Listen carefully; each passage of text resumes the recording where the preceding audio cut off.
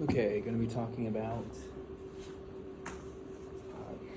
doing a reflex arc. So I just have some notes here. First thing we should know, we have a couple key factors. We need a receptor, sensory neuron, integration center, motor neuron, and the effector. All right. So our first thing is going to be our stimulus. So here, just like in class, we have a nail coming through the skin. All right. That is going to go ahead and start the reflex arc.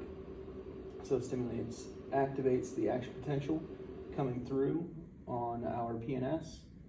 And basically this action potential is going to go traveling up, okay, and it's going to go all the way to the posterior root and through the posterior root ganglion, all right, which is roughly kind of drawn right here. Then it's going to form a synapse at the central nervous system, or really not in the central nervous system, but like kind of through it because we have it going here through the spinal cord. So in this, we have the first part is gonna be our synapse right here. All right, and that's gonna be synapsing at the integration center from the sensory neuron. Okay, and that first point is gonna go ahead and create that synapse, send that action potential. Now we're gonna be going back to the next set, which based on that next set, the action potential is going to go through the interneuron, synapse again at the motor neuron, and the motor neuron is going to be efferent with an E. That first one is actually going to be afferent. So again, afferent coming up, action potential going through the posterior root ganglion, synapsing right here, and then coming back down, synapsing again right here on the efferent, traveling back down to the neuromuscular junction shown here. And it's going to create the contraction or whatever that reflex arc may be.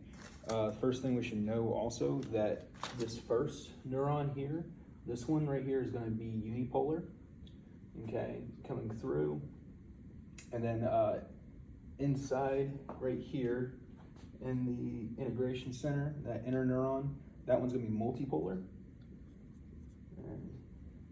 Doesn't work right. And I apologize if this looks like a mess.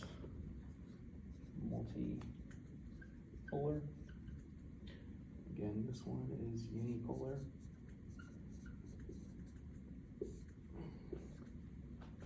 Traveling back down, we're going to be going to the anterior root.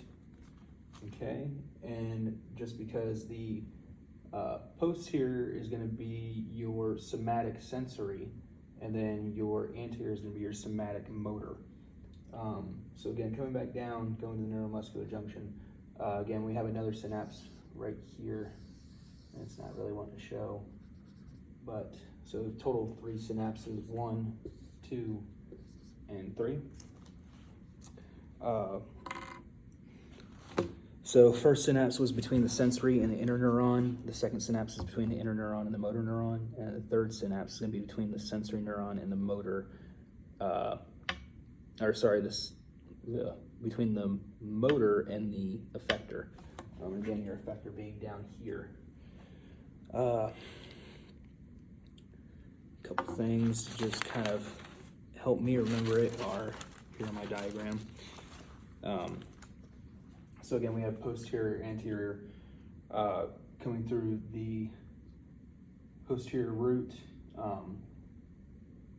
When it comes through the posterior root, it's going to be synapsing up at the posterior horn, coming through by the central canal through the gray commissure, and then coming back down, again having that second synapse here between the inner neuron and the motor, traveling back down to the anterior root, and finally landing at our neuromuscular junction on our third synapse. This is going to be all somatic sensory reflex arc.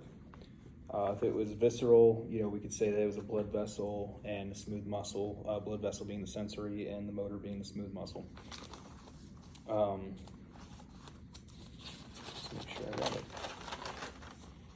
And essentially for the reflex arc, the 3 things that we're doing is centering a sensory afferent division through the central nervous system and then back out into the motor efferent division. So basically PNS detects and delivers stimulus to the CNS, CNS integrates the stimulus, and finally third step, PNS delivers motor response from CNS to the effectors. And that is a reflex arc in a very roundabout way, and is honestly, my handwriting is terrible. So that's it.